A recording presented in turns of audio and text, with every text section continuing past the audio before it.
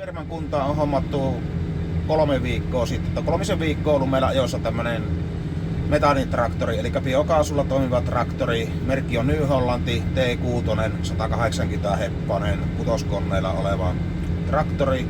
Ja erittäin mukava ja miellyttävä kone ajaa.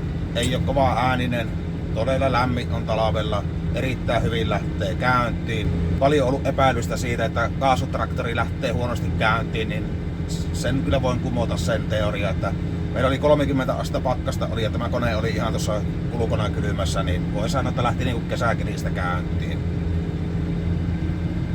Ja tässä on biokaasusäiliöt, eli kaasusäiliöt on tossa, niin niitä on 6 kappaletta. Ne on sijoitettu tuohon traktoriin, missä on normaali polttoainesäiliö on molemmin puolin. 190 litraa on nyt säiliöiden tilavuus ja se meidän tämmöisessä normaaliajossa niin kestää noin 3-4 tuntia. Eli käytännössä meillä semmoinen päiväkohtainen kulutus on kaasua niin 40-60 kiloa.